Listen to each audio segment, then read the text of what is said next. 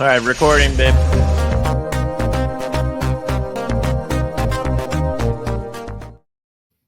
All right, welcome back to another episode of the Carbon Cardboard Podcast, covering the Formula One card hobby. I'm Bryan, Q3 Cards, joined as always with Scott from the P1 Castle, and may have actually just thrown a shout out to the Queen of the Castle as we're hitting record.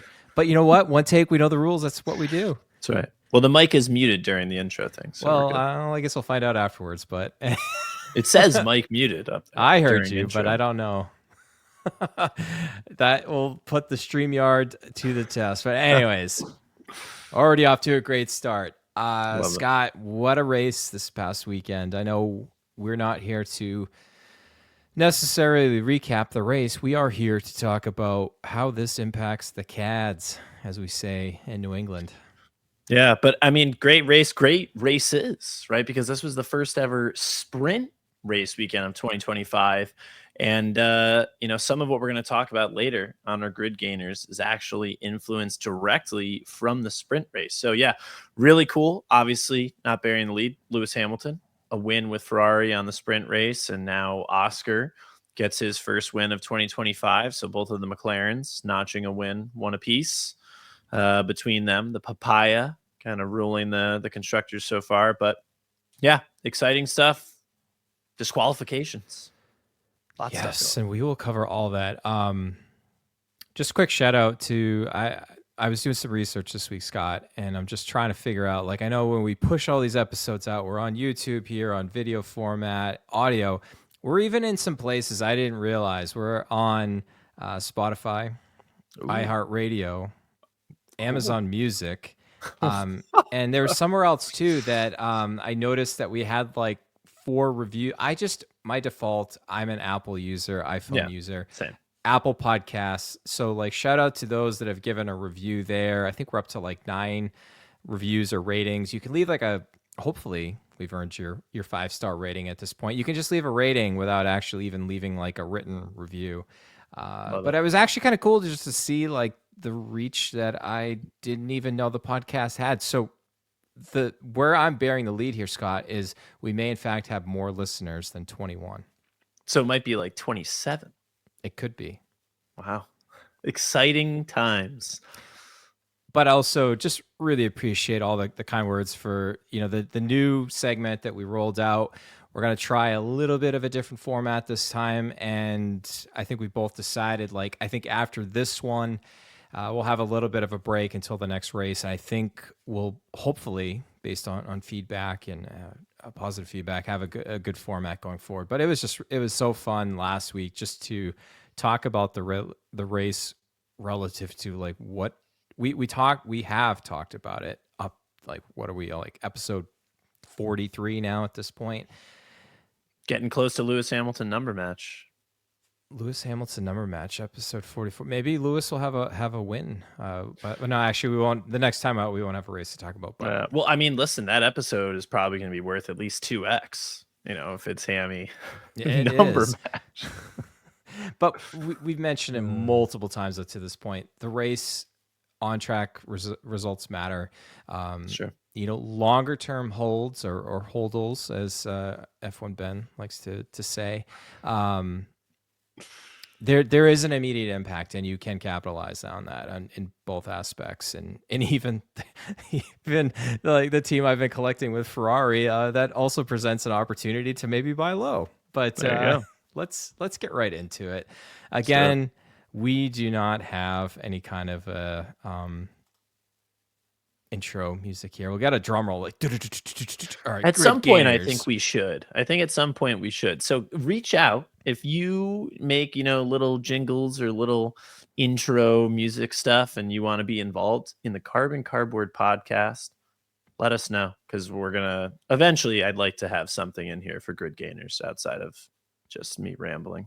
Yeah, absolutely. So on screen you've got the race winner, the mystery driver in the middle, and Oliver Bearman. So I don't want to say his catchphrase now, because I was talking to somebody a couple days ago and I set the over under at 2.5 on the number of mentions of Oliver Bearman's catchphrase in the episode, but I didn't want to actually say it because now if I would have said it in my rambling, I would have already probably have exceeded that limit. So we'll see how much naturally it comes up during the conversation. Love But it. you can't force it, Scott. Okay. All right, we are going to change up the order, and because everybody wants to hear from you, not me, so we're going to go with your pick first this week, my friend. Well, I don't know if that's necessarily true, but It is. It is. we're going to start off with Oscar Piastri. Imagine that. So the race winner usually is going to see the biggest bump, and we have certainly seen this directly correlated from his win. I think honestly, first race, folks maybe not so sure after his little journey across the lawn and the grass in Australia, costing him some points, but obviously got the job done, not only in qualifying to set his first ever pole position and to take away the track record that Lewis Hamilton had set less than 24 hours prior. From But Michael then, Schumacher. yeah, but then also to notch his first win of 2025 and throw his hat in the ring for 2025 World Driver Champion. So Oscar Piastri, again, like Bryan said, we're going to kind of, work through this format, how we want to do it. What I wanted to put to folks and, to give more information to the community is, comps, right? So much of the card world when it comes to buying, selling, trading, everything all comes down to, comps, what are cards selling for? And we've got a direct comparison here. I tried to pick one that is relatively common because it's hard to pick comps. We're doing this on the 24th. We are recording this, and this card sold on the 24th. So we're getting as real-time data as we possibly can. But back in February 21st, so preseason hype, but before anyone's seen Oscar win a race, a 2023 Sapphire base portrait PSA 10 sold for $105, respectable price. Today, that same card sold for $170. So that's a 62% jump. This is a, fairly common PSA 10 base Sapphire portrait. It's not a 1 of 1 or out of 5 or anything crazy, but it is, a card that a lot of collectors, think is, hey, PSA 10, it's his rookie card.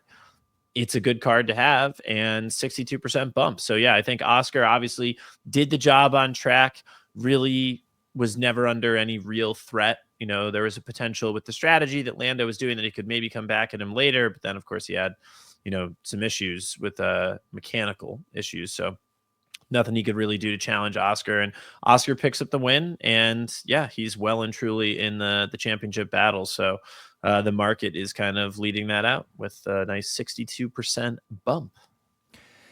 Absolutely. I think this one was on bids too. I think I noticed somebody shared this on Instagram. Actually, I think it may have been Ben originally that was kind of clued us into this. But actually, the funny thing is I'm just looking on eBay right now, and not to give financial advice, but you can actually buy it now for one of these for $95 right now. So somebody that's not attuned to the market. Yeah. So I think sometimes we could probably have like a segment at some point about the human nature of, like, sometimes you just get caught up in the hype of the FOMO, like fear of missing out. And sometimes when you're actively engaged in a bidding war, like sometimes you throw a ration out the window and you're just like, I have to have this. Yeah. I have that happen all the time in your single streams. Especially when I'm fighting like Jan Mega for some of those cards I'm looking for. But I will also say, and shout out to the Cards Formula, the prior iteration of this show. One of our co-hosts, TC, used to reference Card Ladder a lot of the times, and when we would, you hit the nail on the head. It is very important to look at one of the most readily available cards in the best condition you can. So best condition you can is PSA 10. That's the benchmark, market standard.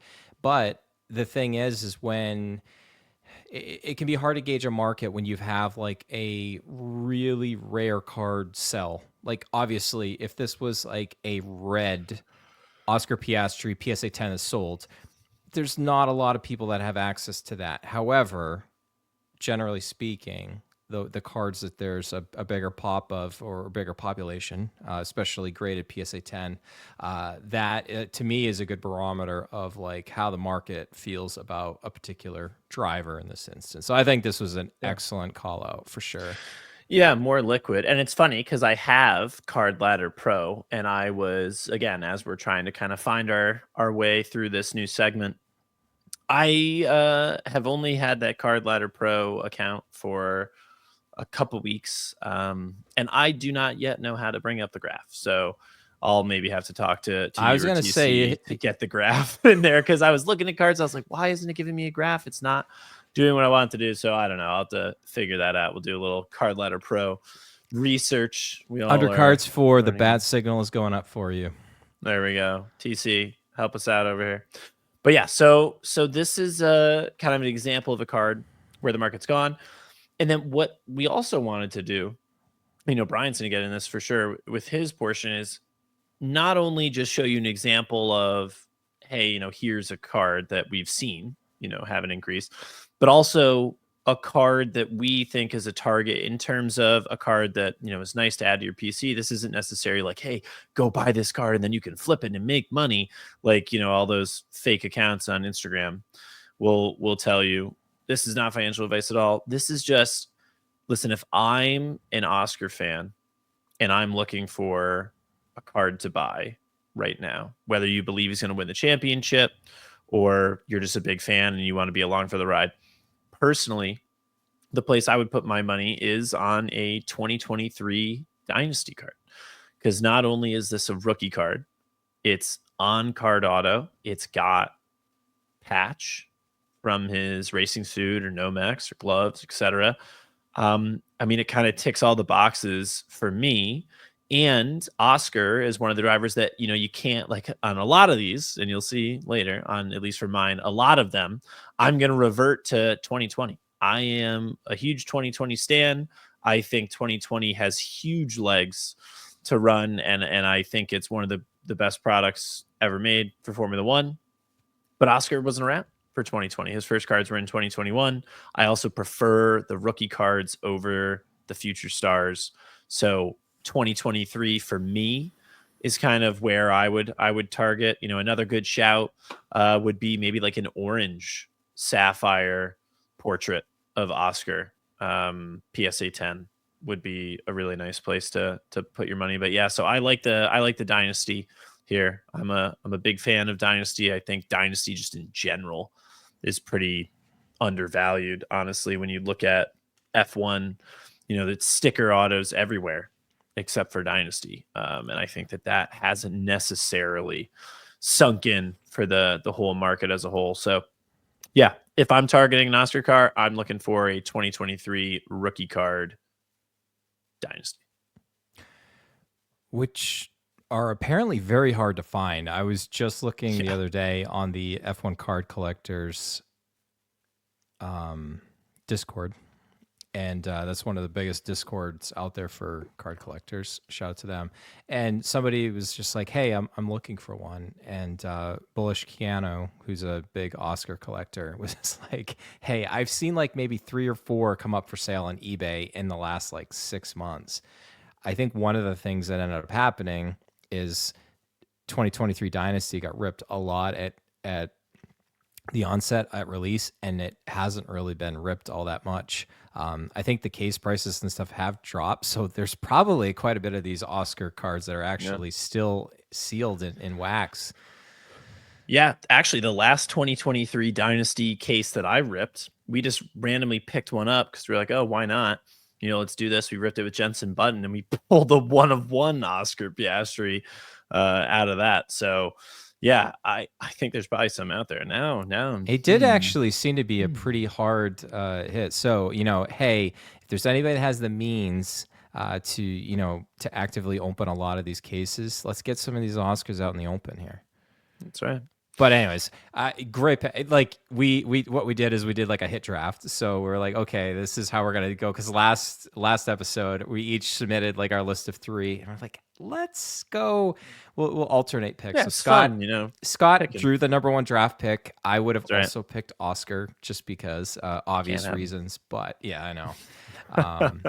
But yeah, no, he just to add my 2 cents to what you've already added. Like he drove phenomenally. He was on it in Melbourne, and obviously had the unfortunate offage, and it really kind of skews points.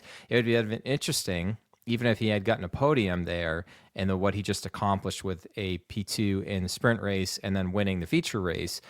I mean, he's only a couple of points back from Lando, but Scott, we'll talk about it in my pick just shortly here. I mean, it really seems like we're going to have like a 2016 Lewis Hamilton, Nico Rosberg season here. Like it's whoa. I'm listen.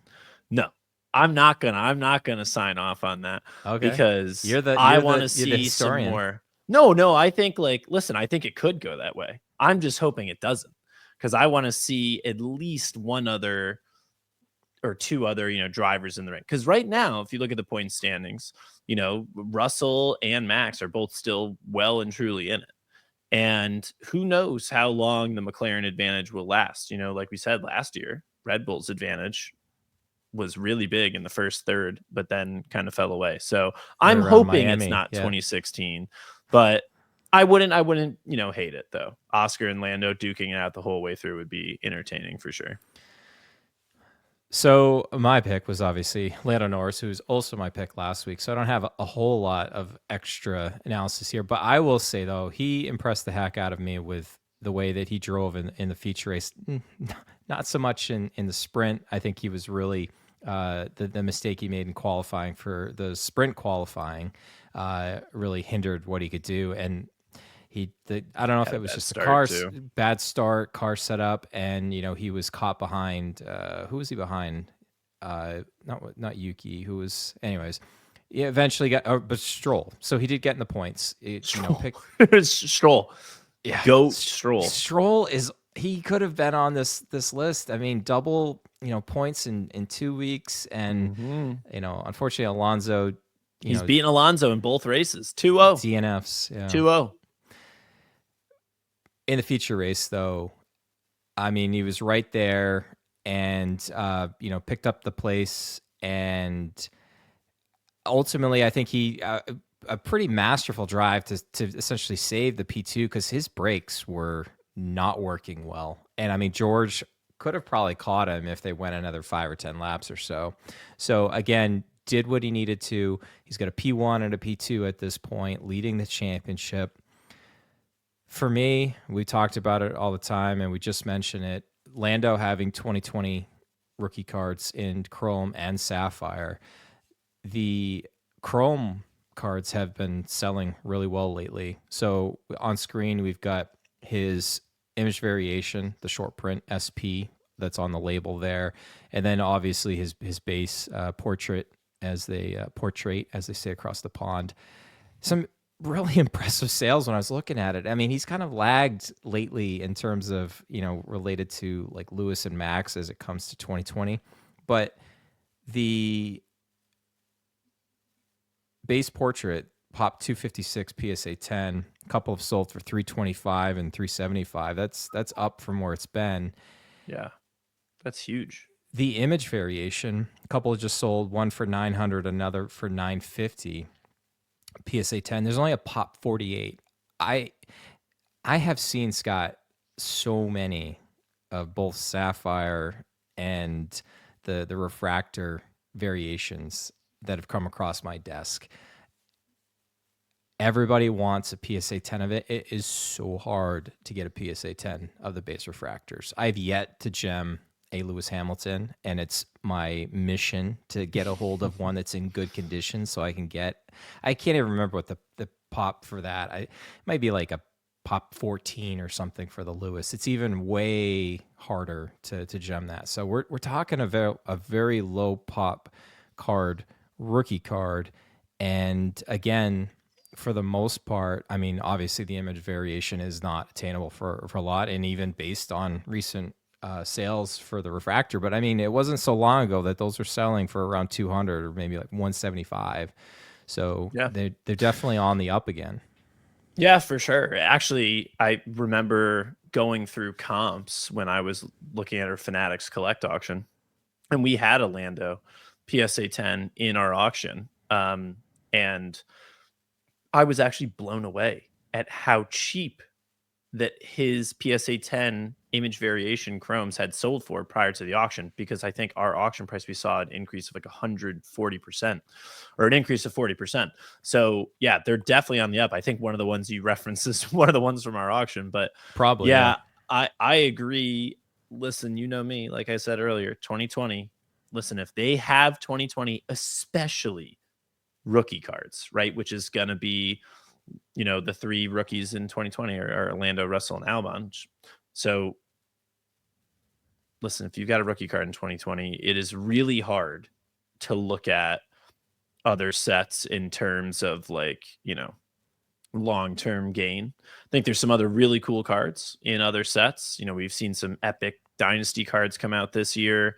Flag patches are always going to be amazing looking cards, but I mean the bread and butter, like you said, and a lot of liquid cards too. If you're looking for liquid, like we talked about on the Oscar Piastri PSA 10 Sapphire, like a lot of these refractor Lando PSA 10s trade hands, we sold 3 of them in our Fanatics Collect auction.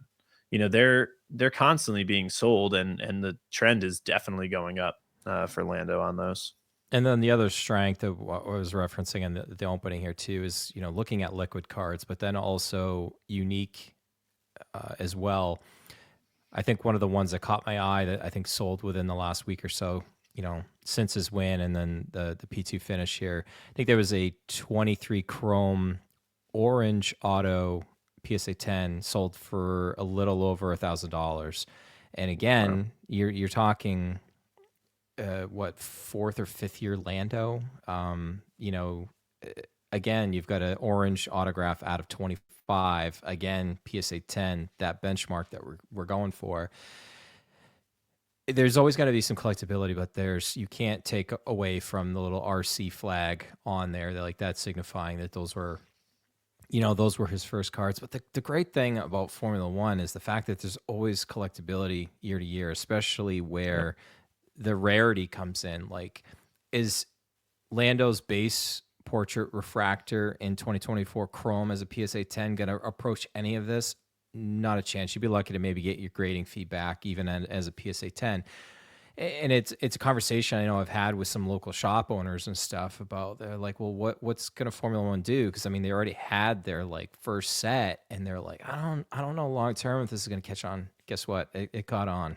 People love this stuff year after year. You collect your team, you collect your driver, you collect the hot rookies. I mean, there's always going to be some collectability on these. Yeah, absolutely. All right, you're next up, and you teased it. We did tease it. So, despite being disqualified from the actual race for excessive grid or plank wear, Lewis Hamilton. The size of a credit card, like the thickness of a credit card, that is crazy. Yeah. I mean, listen, that's actually one of the things that I love, not seeing drivers disqualified. But in Formula One, listen, it is not a spec series, it's a technical championship. And all of the teams push to the upper edges of every rule, every regulation. And sometimes they go a step over. And, this was an example of that. But the day prior, Lewis Hamilton, sprint pole and a sprint victory, has now won a race, whether it be a race or a sprint race, with McLaren, Mercedes, and Ferrari. And we saw a little bit of a bump. There haven't been a ton of sales. I was looking for, there haven't really been any refractor PSA 10s or, even PSA 9 refractors, variations of Lewis Hamilton sold since he won. I would expect to see them go up, but we did see at least a PSA 10 image variation from 2020 Sapphire get a little bit of a bump. So February 20th, we saw one sell for 646. There was also one on the 11th of February that was even lower, around 600. And now, right after he won the sprint race, the 23rd of March, we saw one sell for 720. So it's not an insane increase, about 11%, but it is a bump, right? And we've been seeing like a lot of his PSA 10 Sapphire image variations. These were cards that at one point were crazy amounts, but not too long ago, they were $1,000 guaranteed, and it's just been dropping all the way until I saw a couple sales are actually just shy of 600 in the 500s. But now starting to pick back up, and especially with this sprint win, I think people are getting some more confidence. And yeah, finally the first sale that we've seen in a while for over $700, and it's really good to see a trend reversal, because not only is this, it's 11% increase, but it's also a reversal of a prior trend. And that's important. There's other cards where, they've gone up 60%, but even before that, it was already a 15% increase, and that's just 60% on top. So it's already been going that way. This is, coming back up, which means potentially more room to go on here. Not financial advice, but these are solid cards. Again, iconic 2020 cards. So really cool to see this picking up some steam. And then in terms of target card, again, sticking with the bread and butter, 2020 Lewis Hamilton refractor PSA 10 is where I'm going to go. Oscar didn't have 2020, so I couldn't do it there, but I'm doing it here. And this is one of his most iconic cards, 2020 refractor portrait, card number 1, which, matters to some folks. The image variation to PSA 10 is very expensive. You're looking at, 10,000 plus for sure. So if you want to be somewhere around 1,000 or less, I think this is a really good card to have in your collection. And, they don't come around all that often. Lots of 9s seem to be for sale out there, but 10s are really nice. And it's a beautiful card, first year. And this is one that I would love to add to the collection if I'm targeting a Lewis Hamilton card. So I'm going with the 2020 base portrait refractor, similar to what you took with the Lando. So pop 261 on this card. I just was 261. What are the 9s? 256. So okay, actually, similar. That surprises me because it's a pretty even distribution. There's about 74 8s, and then it goes down a lot from there. We've gemmed quite a few of these. The base portrait, again, not the short print. The image variation is quite a bit tougher. One of the things, and there seems to be a lot more of the sapphire image variations that have populated the base, not the base, the chrome image variation. There's only 300, give or take, on pack odds. The sapphire version is about like 1,100 or so. It's actually pretty crazy to see like the amount that there's actually more 9s than 10s on that. And everyone's like, oh, sapphire is easier to gem. I was just looking at it, and as I'm doing this live on air, this is great podcasting and live video. So 10s, there's 174. 9s is 141. There's been 367 total. I've actually seen, unfortunately, some of the ones I've been sent lately to look at. They've had some issues and stuff on the back, so like it's not a shoe-in to get like a 10 on the image variation. But I think 9 is also a very strong buy. Just to get on my soapbox here a moment too. 9 has just like this weird like scarlet letter that is on it. It's like if it's not a 10, it's dead to me. And I get it. Like for me, like I definitely have OCD tendencies. I have to be able to look at cards like I do and nitpick things. I swear I'm probably harsher on cards than PSA is, but there's nothing wrong with a 9. I mean, it's near mint. It's a mint card, right? Mint it's card. Literally a mint card. There's usually like one minor defect that is keeping it from a 10. So if you want to have essentially the same card on display, and you could argue too that you could take a whole bunch of 9s, crack them out, and send them in, you might actually get a 10 out of it. It's sometimes there's some subjectivity to it. You tend to think that there's not, but if you just want like a really cool collection, you could make a really cool collection and just target 9s on a lot of this stuff and save a boatload of money. So again, 10's the standard. That's what we're referred to on a lot of these, but there's nothing wrong with a 9 at all. Yeah. And honestly, for a 9 on some of this stuff for 2020 is actually a really good grade too. That's very true. Yeah, especially for 2020. All right. Hammy, like that was a vintage Hammy performance on Saturday, Friday for qualifying, and man, he was just soaking up the love from the Tifosi, and man, if he does a performance like that at like say Monza, we're going. I'm praying for it, dude. I would love to be there to see Hamilton win in Monza. Oh my gosh. It was really unfortunate to see what happened in the feature race, and the collision, and Leclerc had his race compromised a little bit. It would have been interesting to see if they maybe had a little bit more pace, if Leclerc could have. I think he said he lost like 30 points of downforce, but the other part of it is like he was actually a lot faster than they thought he would be by losing the end plate on his front wheel. Yeah, some calculations went wrong there. It was interesting because obviously a lot of people were talking about the radio, with Leclerc, like, come on, let me by, and then like ask him to go by, and he's not letting him and everything. But, I listened to the race podcasts, and I encourage folks, on Tuesday, listen to us, but on Monday, there's a ton of other podcasts that focus on just Formula One, the race and the race itself. And the race F1 podcast is one of the best. And Scott Mitchell-Malm brought up a point that they chose to omit the first radio message that completely changes everything.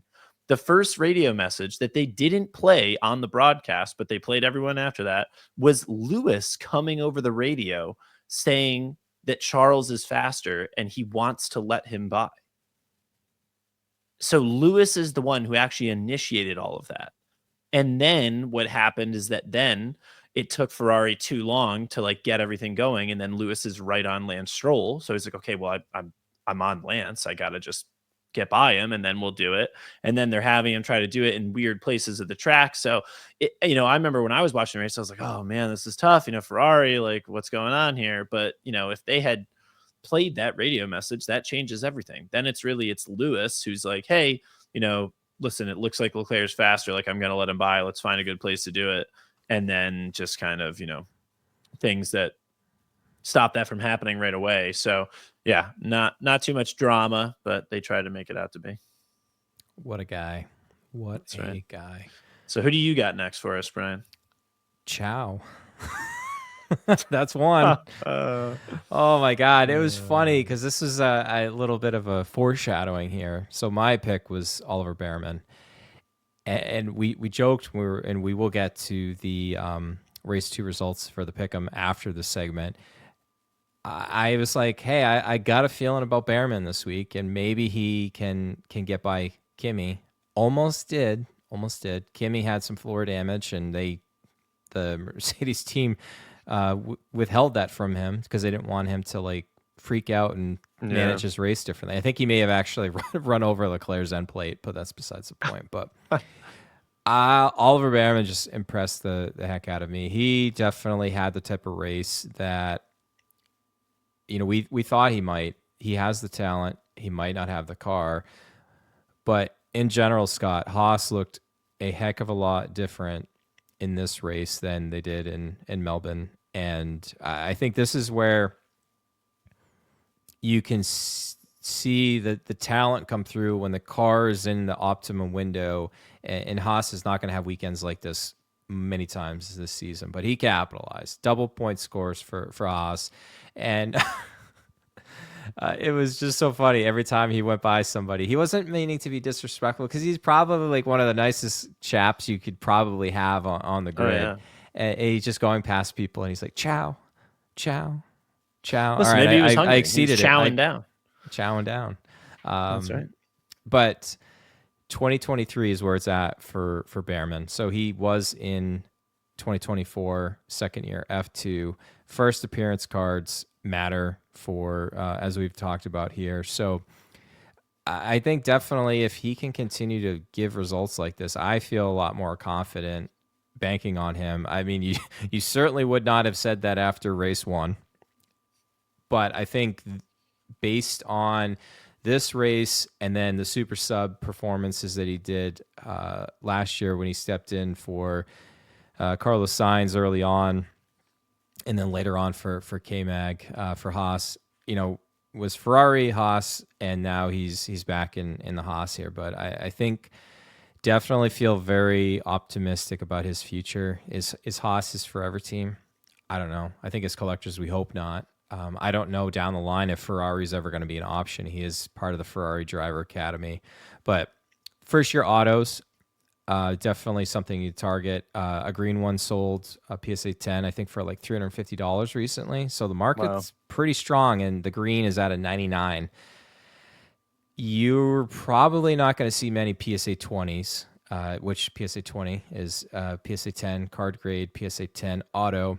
Our friend Ollie here does not have a very good autograph. And it didn't get any better in 2024. He's got a very messy, streaky auto. So you're going to see a lot of these autographs in 2023, the card grade only. That's just because I've seen so many bad Behrman autos. And I hate giving the bad news to people when they send cards to review. And I'm like, yeah, we can't grade Behrman's auto here. It's not good.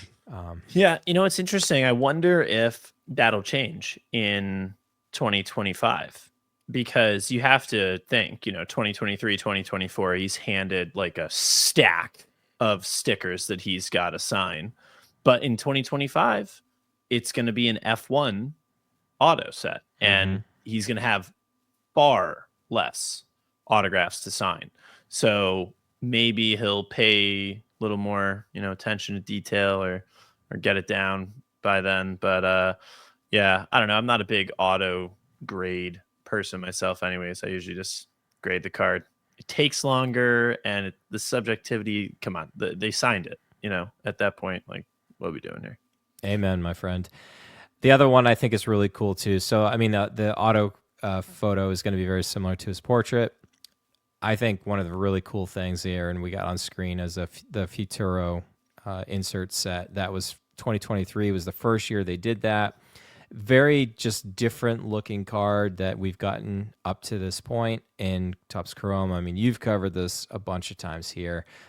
They had the base card where you can see the entire driver standing, and Behrman is a tall lad. They also have the Barely autograph fit him on the versions. They barely did. That is correct. So I think that's also, something to target. And, we could talk about the subjectivity of, first appearance versus rookie card.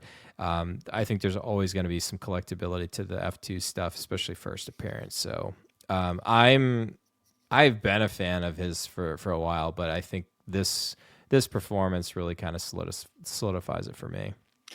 Yeah, I really like the Futuro also from 2023, because that's the first year that they've ever done Futuro. So yeah, solid selection of cards here, Brian.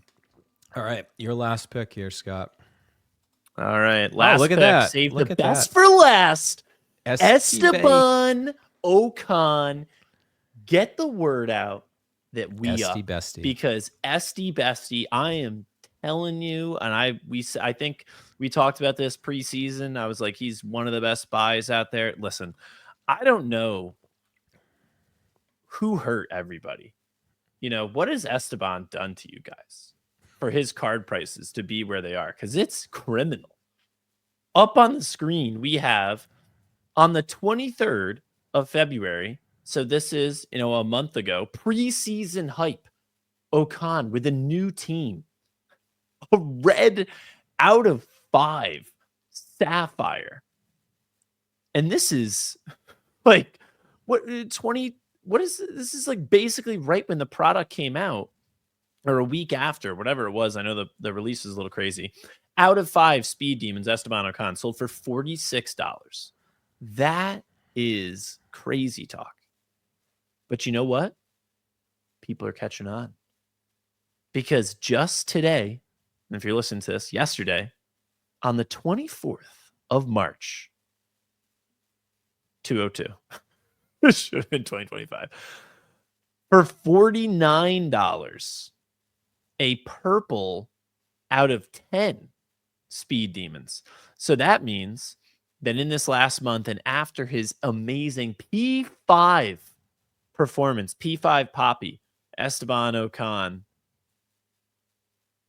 $49. That's a $3 increase for a card that is twice as common. So you would assume, a purple generally sells for half a red. So you'd say, okay, the red maybe now sells for 98. That is 113% increase. Esteban Ocon is up. And I love to see it because I think he's been criminally undervalued for forever. So I really hope that he does get some love because I think he has honestly been a solid driver. I think he got a bad rap in Drive to Survive, and that kind of took it out of him. He's not, the most entertaining person in the world, but he's got a little awkward, funniness to him. So I don't know. I like Ocon. I think him and Behrman have worked well together so far. We'll have to see kind of how that relationship develops. He's beat Behrman, which listen, I think he should, but he's been beating Behrman so far this year. P5, really good points for Esteban Ocon and Haas. He's done well. If we're going to a card that you want to target, listen, I've said it before. I'm going to say it again.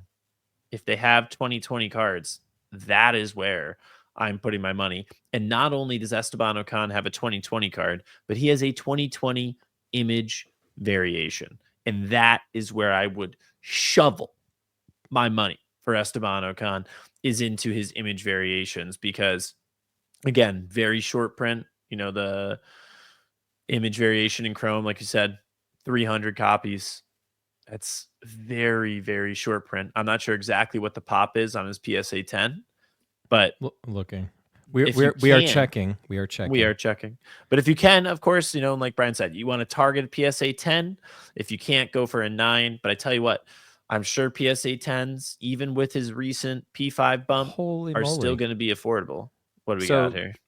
Interesting. There's only been 86 of these that have been graded. Okay. Only 25 PSA 10s. Wow. 46 PSA 9s. And some 13 8s. Gosh, I feel bad. Somebody submitted one, they got a 5. Gee, that's crazy. Not through P1, definitely not through P1 Castle grading. No, but wow, that's an incredibly very rare. I can't say that I've had a ton of these, but out of those 86, I wouldn't be surprised if I've seen about 10 of them that have come through.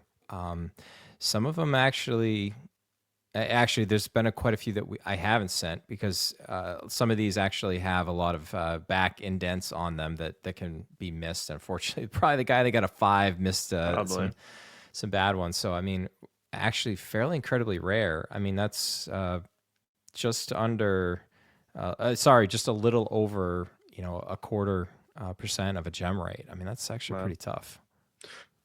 Yeah. So I think makes it even more desirable. And again, I think Esteban Ocon undervalued for how good he is. I think he really is a talented driver, and I think he's showing it on track right now. So yeah, love to see Esteban Ocon finally getting a little bit of love, and I would target 2020. We actually sold in our Sunday singles that we ran just the other night. I think we sold a base, an aqua, a gold, and an orange image variation of Esteban Ocon.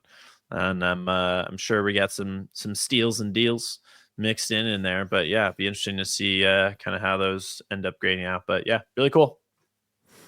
Who you got for us? All right, I got to go back to my boy Albon here. I know I mentioned him last week out, but again, just getting the points for Williams.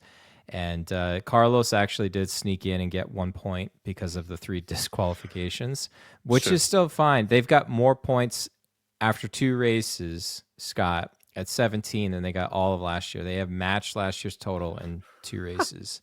That's insane.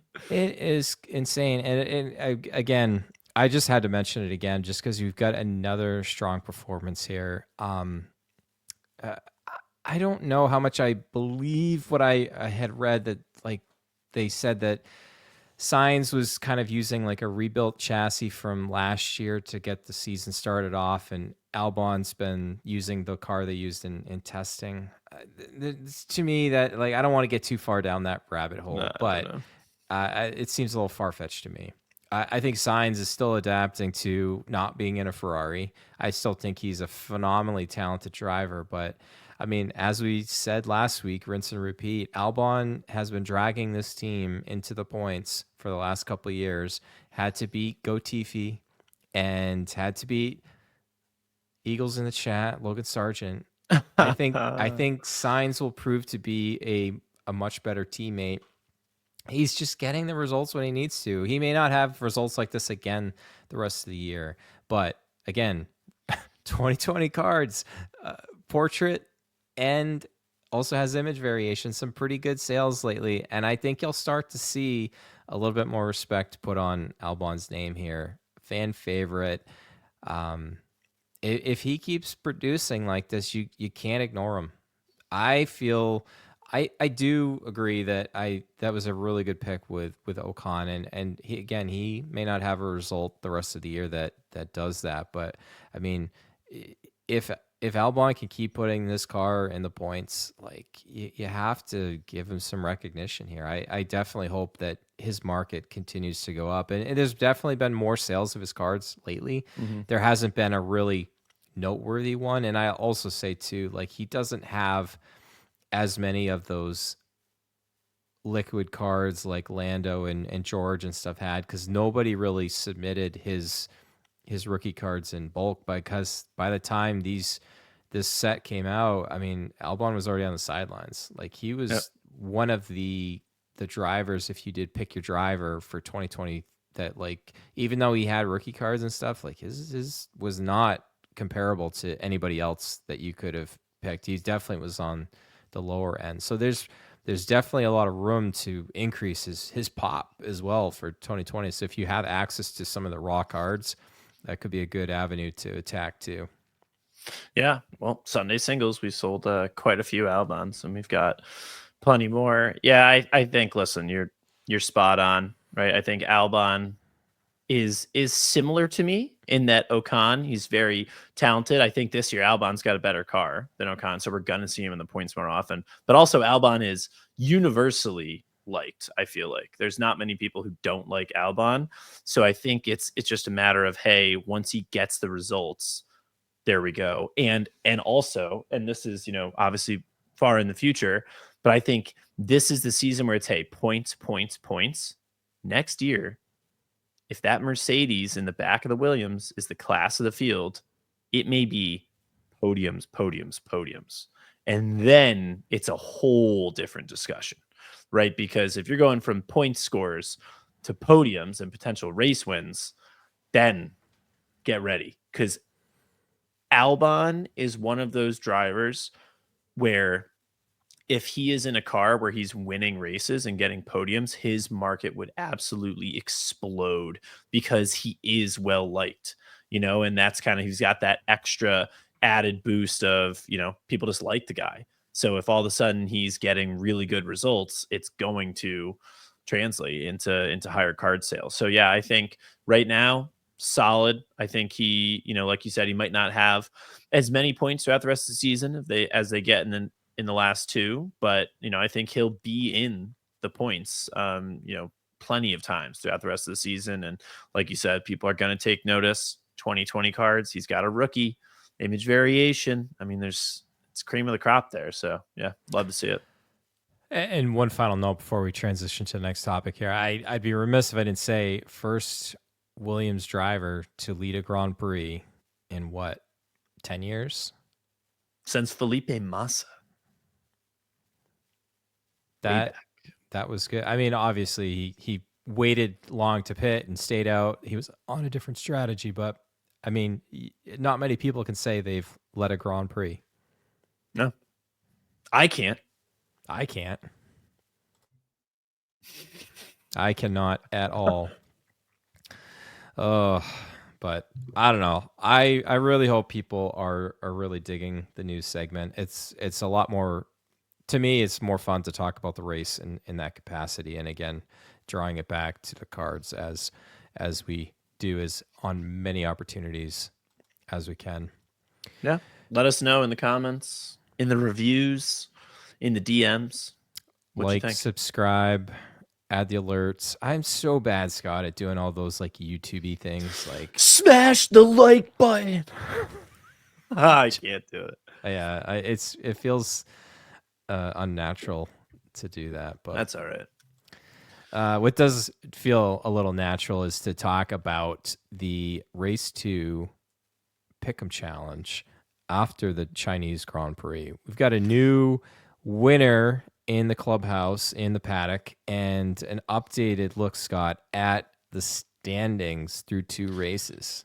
That's right. So congratulations, friend of the show, E. Kraus 13, Eddie. And this is, obviously not many people will care about this little quick story. But so Eddie is a friend of the Queen of the Castles from back in her Disney days. And we're talking like 10, 12 years ago when she was in college doing a little Disney like internship down there. Um, so yeah, super cool. He's just joined the F1 hobby community earlier this year. Has hopped in a few breaks, hops in the single shows and stuff, and hangs out. And yeah, huge. And I tell you what, with Leclerc and Hamilton getting disqualified, and we'll get on this a little bit later when we look at the picks. I was not expecting anybody to be in the 50s, and he was the one person that did it. 50 points. The only two that he got wrong were Hamilton and Leclerc, and he only put a confidence value of 2 and 3, respectively. So he wasn't too confident about those Ferraris, and it paid off because the average score was a 40.3, which actually, to me, seems fairly high. I was expecting the average to be somewhere in the 30s. So, I mean, everyone, I guess, didn't go all in necessarily on the Ferraris. So, average score of 40. And E. Kraus kind of crushed that score with 50. And so he gets $100 in brake credit. And now we're going to take a look at, so we've got up here, it's kind of the top 12, really is like the top 14 or so right now. But again, guys, this is cumulative. So through 2 races, we have got Pitou in number 1. Love that name. With 95. Yep. Jameson Olive in second with 93. Getting nerdy in here in third with 92. And then we've got a 5-way tie for fourth with Anton Staz, Nico Tomicelli, Emilius Morgan, Putty F1, and E. Kraus all with 91. And then in ninth with 90 is Lando Cardrissian. And then tied for 10th, Northwoods Card Collector and Dev Max Cards 23 at 89. And tied for 12th is Benson Tiu, who won the first week. Carlando's Cards and Graza Collection all on 88. So again, remember, it's important because the top 16 through 20 races. So, we're getting there. We're 10% of the way through. But through the first 20 races, the top 16 are going to be put into a bracket for a chance at $1,000 in brake credit. So even if you don't win an individual week and get that $100 in brake credit, you still got a chance to do something a little bit later. But the last thing we'll touch on here is the Poor percent Bortoletto didn't picks. get a single vote. Not a single vote. So Alonso yeah, didn't either. I'm surprised. no, he's going up against Piastri. And it's funny. So last week we took a look at this, and I forget who did you was Hadjar yours? I had Behrman over Behrman. Kimi. Behrman over Kimi. Yeah. And well, he wasn't far off. He was not. He far wasn't off. far off. I think I took positions. Hadjar over Lawson. Maybe that's what it was, because I remember when I think I threw out there, it's like, I'll never know, Hulkenberg. But yeah, so 100% of people picked Leclerc. They were all wrong because of the disqualification. Bortoletto wins. 100% picked Piastri. They were all right. Not classified Alonso, but obviously Piastri wins the race. 54% took Hadjar, and he did just barely beat Lawson. He came in 11th, Lawson in 12th, so very close. Then 100% of folks took George Russell. He did get the dub over Ocon. 87% took Carlos Sainz over Gasly. And correct me if I'm wrong, I think Gasly actually finished ahead of him on the track, but then was disqualified. He did, because that's how Sainz got that 1 point for Yeah. 10th. So wow, I mean, saved by the disqualification, the underweight Gasly here. 87%. Wow, people have been going strong on Sainz. They went really strong in him first week against Albon, strong on him again here against Gasly. This time he does get the win due to disqualification. Albon, 98% of folks chose him over Doohan. He did get the dub over J-Mag out here, kind of taking out cars left and right. Do you think Ben was the 2%? You know, it's so funny because 2% is 3 picks. And Ben was not one of those 3. Ben was not one of those 3. He took Albon. I did tell him I was going to go easy on him this time out. I didn't want to speak ill of his guy. So yeah, I don't know. I'm going the opposite way, where I'm all in on J-Mag. You know, K-Mag is off the grid, but J-Mag is here. And he's got 4 penalty points. He might have 10 penalty points before Colapinto replaces him. You know, like, so we're gonna have to see where this goes. But I love J-Mag on the grid. You know, taking Bortoletto out and getting the from Bortoletto. Did you see the mashup of Doohan and Bortoletto, like recreating like the Wicked poster? oh yeah. Gotta love it. But up next, Kimi Antonelli, 98% took him over Behrman, and he did get the dub. 99% took Max Verstappen. So there was 1 vote on Yuki Tsunoda, but Max did get the dub. And then 1 person picked Stroll, but 99% went with Lando, who got that. Oscar must have put in a entry, right? Yeah, it's true. But so, and this was the craziest. So 97% of folks chose Hamilton. 3% went with the Hulk, and due to disqualification, Nico Hulkenberg got the dub over Lewis Hamilton. How about that? Stake goes 2-0 against Ferrari. That is wild. Never would have predicted that in a million years. Absolutely insane. I have to admit, Scott, I thought you were kind of crazy for, like, obviously you said that you were going to have every driver go up against each other, but on any given, it's just like with football, any given Sunday with racing, like, unpredictability happens. It never goes, well, I mean, unless you're at like chalk. Monaco, it very rarely goes chalk, according to qualifying, unless like you said, at Monaco. But wow, that's what keeps us watching. That's true. Yep. I will say one other thing. If you're listening to this now, guys, so we had to omit about 20 of the entries. You got to use every single number 1 through 10 one time. I think the best way to do it is get out a little sticky note or a pad and write down all the numbers. And as you use them, cross that number off. So then you know which number to use. And I don't care how confident you are in all of your picks. Don't put a 10 for every single pick, because then yours is just getting deleted. There were a couple folks that, had 56 because they used like the 3 twice instead of the 2. And I went in and like kind of, took the whatever would give them the lowest possible score out of like, editing of that. Okay, clearly they had meant to, put a 2 in here. Like there's a tiny bit of leeway I'm going to give you. But if you put a 10 for everything, you're not getting, like, your selection is going to get omitted. If you don't put in your Instagram name, your selection is going to get omitted. If you don't select who you want to win the matchup, your selection is going to get omitted. I think we had like 40 submissions in the first week got thrown out. Only 20 this week. I think we're getting there. But yeah, guys, Survey Monkey, you just multiple choice between the drivers and then put the number, how confident you are. You can only use 1 through 10 one time each.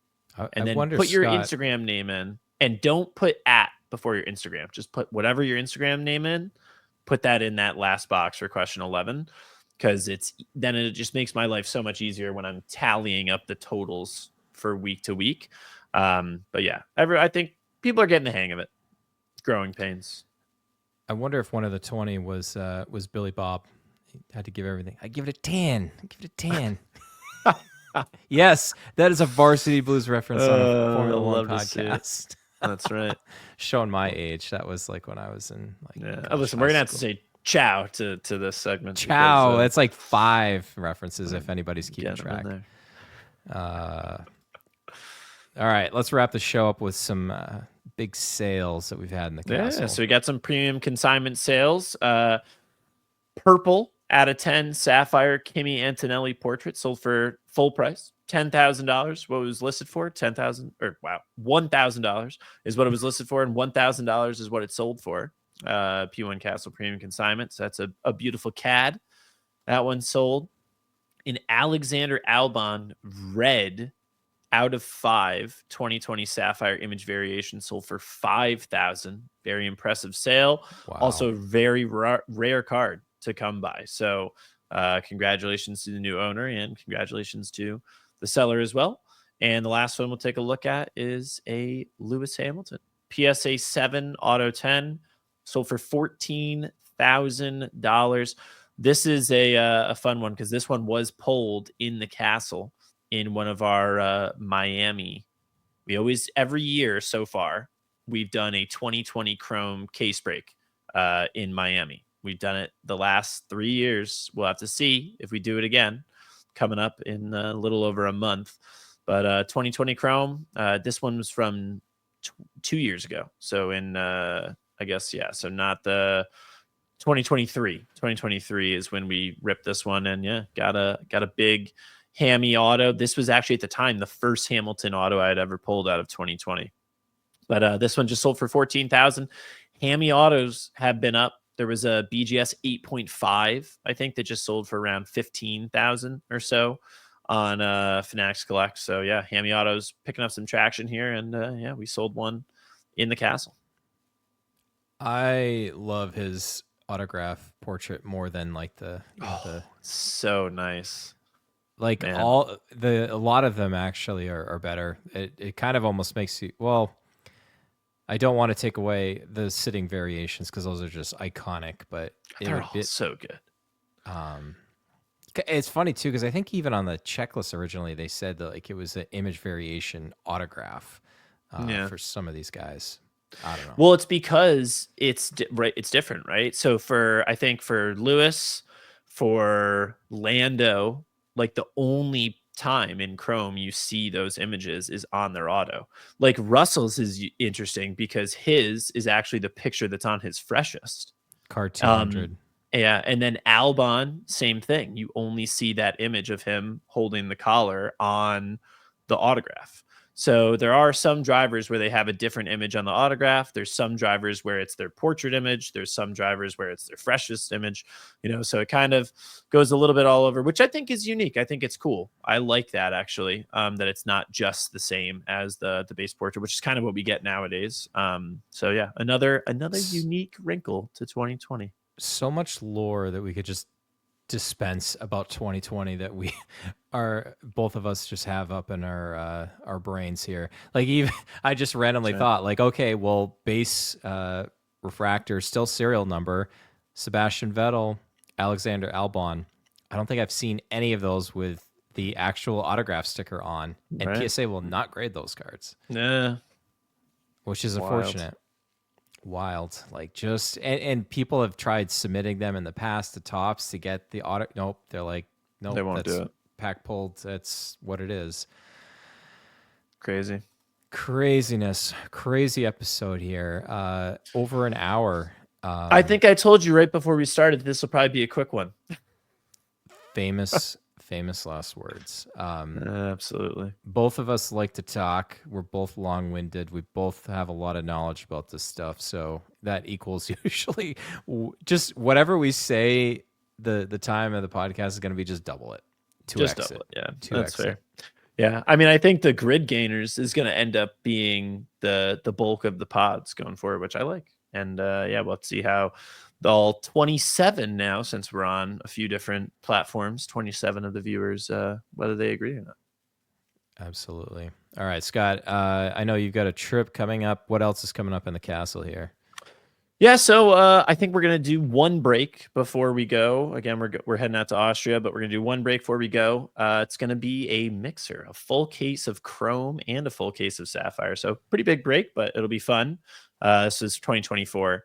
But yeah, looking forward to that. And then we have another huge Dynasty repack coming up, even bigger than the last one. The last one was pretty legendary, so I know a lot of people loved it.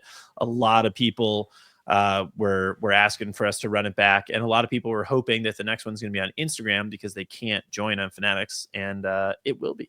So the next one will be on Instagram, so you'll be able to hop in. And yeah, looking forward to running that. We picked our chasers. We have 2 second chance chasers this time as well, a Lewis and a Max on our second chance chasers, and we've got some really nice cards in the 3 chasers in each set of 10, some booklets coming in this time. So yeah, gonna be really cool.